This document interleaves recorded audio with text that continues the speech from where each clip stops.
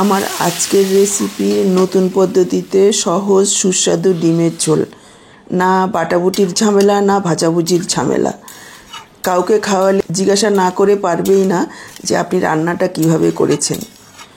যতই গরম বা ঠান্ডা হোক না কেন, ডিম আমাদের নিত্যদিনের খাবার।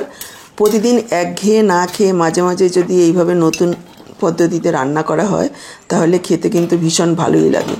তো চলুন আর দেরি না করে রেসিপিটা দেখে নেওয়া যাক। নমস্কার বন্ধুরা, আমি সোমা। আহারে বাহার রান্নাঘরে আপনাদের সবাইকে অনেক অনেক স্বাগত জানাই। আজকে দারুণ স্বাদের ডিমের রেসিপিটা করার জন্য আমি এখানে 5টা ডিম নিয়েছি। ডিমগুলোকে সেদ্ধ বসিয়ে দিয়েছি আর সাথে দিয়ে দিলাম 3টে মিডিয়াম সাইজের আলু। ডিম আলুর পরিমাণ আপনারা নিজেদের প্রয়োজন অনুসারে কম বেশি করে নেবেন। দিয়ে দিলাম একটু লবণ। এবার 10 থেকে 12 মিনিট সেদ্ধ করব মিডিয়াম ফ্লেমে। ডিম সেদ্ধ হতে হতে এদিকে দেখুন আমি 3টে পেঁয়াজ, 2টো টমেটো, 4টে কাঁচা লঙ্কা আর নিয়েছি 10-12 কোয়া রসুন। তারপর ডিমগুলোকে 12 মিনিট সেদ্ধ করার পর ঠান্ডা জল দিয়ে ঠান্ডা করে ডিমগুলোকে খোসা ছাড়িয়ে নিয়েছি। এবার ডিমগুলোকে দেখুন এইভাবে টুকরো করে কেটে নিচ্ছি। অনেক সময় ডিম রান্না করার পর ডিমের ভেতরে লবণ ঝাল ঢোকে না। এইভাবে রান্না করলে সেটাও ঢুকে যাবে। আবার অনেকেই না ডিমের কুসুম খেতে পছন্দ করেন না, গলা শুকিয়ে যায়, খেতে ভালো লাগে না। কিন্তু এভাবে রান্না করলে ডিমের কুসুমও একেবারে নরম তুলতুলে হবে, খেতে ভালো লাগবে। এবার ডিমগুলোকে দেখুন এইভাবে উপরে সাদা অংশটাকে ছোট ছোট টুকরো করে কেটে নিচ্ছি। দর্শক বন্ধুরা, আজকের পুরো ভিডিওটা দেখে কেমন লাগলো কমেন্ট বক্সে জানাতে ভুলবেন না। যদি ভালো লাগে অবশ্যই একটা লাইক করে ভিডিওটাকে শেয়ার করে দেবেন। আপনাদের একটা লাইক আমাদের জন্য ভীষণই গুরুত্বপূর্ণ। ইউটিউব থেকে যদি নতুন দেখছেন চ্যানেলটাকে সাবস্ক্রাইব করবেন, আর যদি সাবস্ক্রাইব করে থাকেন তাহলে অসংখ্য ধন্যবাদ। ফেসবুক পেজ থেকে দেখে থাকলে পেজটাকে ফলো করার অনুরোধ রইল।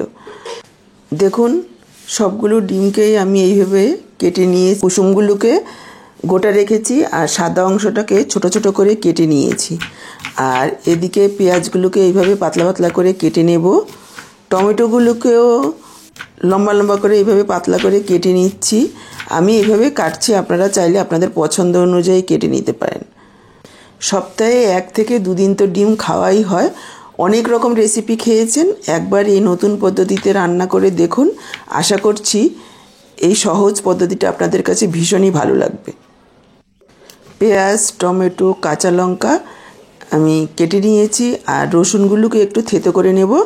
আদা আমি এখানে নিচ্ছি না, আদার পেস্ট আমার কাছে রয়েছে। আপনারা চাইলে আদার টুকরো ওই রসুনের সঙ্গে একই সঙ্গে দিয়ে একটু থেতো করে নিতে পারেন। সব কিছু রেডি করে নেওয়ার পর এখানে দেখুন একটা কড়াই নিয়ে নিয়েছি আর আলুগুলোকে সেদ্ধ করে খোসা ছাড়িয়ে নিয়েছি। এবার দেখুন ভেঙে কড়াতে নিয়ে নিচ্ছি আলুগুলোকে। অনেক সময় ঘরে যতজন লোক রয়েছে ততটা কিন্তু ডিম থাকে না, কম বেশি হয়ে যায়। তখন যদি এইভাবে রান্না করে নেওয়া যায়, মোটামুটি 4-5টা ডিম দিয়ে 7-8 জন লোক খেতে পারবে। আলুগুলোকে আমি ভেঙে নিয়েছি আর তার মধ্যে পেঁয়াজগুলোকে এইভাবে একটু হাত দিয়ে ছাড়িয়ে দেব যাতে একটার সঙ্গে একটা লেগে না থাকে। টমেটোগুলোকে হাত দিয়ে একটু নরম করে দেব ডলে। দিয়ে দিলাম কাঁচা লঙ্কাগুলো, দিয়ে দিচ্ছি থেতো করা রসুন, ছোট 1 চা চামচ পরিমাণ আদার পেস্ট, দিয়ে দিলাম 1 চা চামচ হলুদ গুঁড়ো, 1 চা চামচ ধনের গুঁড়ো, 1 চা চামচ দিয়েছি জিরের গুঁড়ো আর 1 চা চামচ দিয়েছি লাল লঙ্কার গুঁড়ো। ঝালটা আপনারা পরিমাণ বুঝে দেবেন, যেহেতু কাঁচা লঙ্কা দিয়েছি। আবার গোলমরিচের গুঁড়ো এখানে যোগ করব, যদি বাচ্চা কাচ্চা খায় তাহলে ঝালটা বুঝে দিতে হবে। দিয়ে দিলাম 1/2 চা চামচ গোলমরিচের গুঁড়ো, দিয়ে দিচ্ছি 2 চা চামচ পরিমাণ কাঁচা সর্ষের তেল, পরিমাণ মতো লবণ দিয়ে দিলাম। এবার হাত দিয়ে খুব ভালোভাবে মেখে নিতে হবে, প্রায় 1-1.5 মিনিট সময় নিয়ে। দেখুন খুব ভালোভাবে মেখে নিয়েছি। এবার হাত ধুয়ে জল দিয়ে দেব। এখানে যতটা ঝোল রাখবেন সেই পরিমাণ বুঝে জল দিয়ে দিবেন। আমি এখানে প্রায় 2.5 কাপ পরিমাণ জল যোগ করে দিয়েছি, মিশিয়ে নিলাম। এবার গ্যাস অন করে কড়াই বসিয়ে দিয়েছি। মোটামুটি 7 থেকে 8 মিনিট মিডিয়াম হাই ফ্লেমে ফুটিয়ে নেব। ঢাকা দিয়ে দিয়েছি। দেখুন ঢাকা দিয়ে প্রায় 7-8 মিনিট ফুটিয়ে নিয়েছি হাই ফ্লেমে। অবশ্যই ফোটাবেন, যদিও আলু সেদ্ধ হয়ে থাকে আগেই, কিন্তু ভালোভাবে না ফুটিয়ে নিলে কিন্তু পানসে লাগবে। আমি 7-8 মিনিট ফুটিয়ে নিয়েছি। এখন যতটা পাতলা মনে হচ্ছে এতটা কিন্তু পাতলা থাকবে না। এবার সাইডে দেখুন একটা কড়াই বসিয়ে দিয়েছি আর 2 টেবিল চামচ পরিমাণ সরষের তেল দিয়ে দিলাম। তেলের পরিমাণ আপনারা চাইলে কম বেশি করে নিতে পারেন, তবে এটা কিন্তু সরষের তেলে রান্না করার চেষ্টা করবেন, তাহলে খেতে বেশি ভালো লাগবে। তেল গরম হয়ে গেলে যোগ করে দিলাম একটা তেজপাতা টুকরো করে, দিয়ে দিলাম ছোট 1 চা চামচ গোটা জিরা। ফোড়নটাকে একটু ভেজে নেব, তবে ভেজে কিন্তু একেবারেই কালো করব না, লালচে হওয়া পর্যন্ত ফোড়নটাকে ভাজতে হবে। ফোড়ন যদি খুব বেশি পুড়ে যায় খাওয়ার সময় মুখে পড়লে তেতো লাগে। দেখুন লো ফ্লেমে প্রায় 30-40 সেকেন্ড ভেজে নিয়েছি। এবার আমি যোগ করে দিচ্ছি কুচনো ডিমের সাদা অংশটা, পরিমাণ মতো লবণ আর দিয়ে দিলাম একটু হলুদ গুঁড়ো। লবণ আর হলুদ দিয়ে মিডিয়াম ফ্লেমে প্রায় 1-1.5 মিনিট ভেজে নেব। দেখুন 1-1.5 মিনিট ভেজে নিয়েছি। এবার আমি যোগ করে দিলাম ডিমের কুসুমগুলো। আপনারা যদি চান তাহলে ডিমের কুসুমগুলিও অর্ধেক করে কেটে দিতে পারেন। এবার আমি যোগ করে দিলাম 1/2 চা চামচ কাশ্মীরি লাল লঙ্কার গুঁড়ো। এতে কোনো রকম ঝাল হবে না, কালারটা সুন্দর হবে।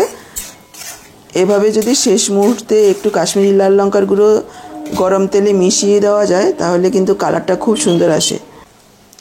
এবার সেদ্ধ করে রাখা আলু ঝোল ডিমের মধ্যে ঢেলে দিলাম। আরও একবার মিশিয়ে নিয়ে দিয়ে দিলাম 1/2 চা চামচ গরম মশলার গুঁড়ো আর দিয়ে দিলাম একটু ধনেপাতা কুচি। আমার কাছে ধনেপাতাটা ছিল তাই দিয়ে দিয়েছি। দিলে খেতে ভালো লাগবে, কিন্তু ধনেপাতা ছাড়াও রান্নাটা করা যাবে শুধু গরম মশলা দিয়ে, আবার চাইলে শুধু ধনেপাতা দিয়েও করা যাবে। আরও একবার মিশিয়ে নেব আর গ্যাস অফ করে ঢেকে রেখে দেব 5 মিনিট, যাতে ধনেপাতা গরম মশলার গন্ধটা খুব ভালোভাবে মিশে যায়। 5 মিনিট ঢেকে রাখার পর ঢাকাটা খুলেছি।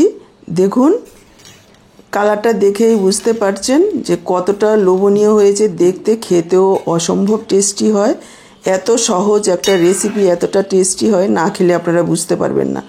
এটা গরম ভাতের সাথেও ভালো লাগবে, রুটি পরোটার সাথেও খেতে ভালো লাগবে। একবার এই আমার পদ্ধতিতে ডিমের ঝোল রান্না করে দেখুন আর কমেন্টে জানান আপনাদের কেমন লাগলো। তাহলে আজকে এই পর্যন্ত, আবার ফিরে আসবো এইরকমই দারুণ টেস্টি কোনো রেসিপির সাথে। সবাই ভালো থাকুন, সুস্থ থাকুন। আপনাদের সবার সুস্থতা কামনা করে এখানেই শেষ করছি। সবাইকে অসংখ্য ধন্যবাদ পুরো ভিডিওটা দেখার জন্য।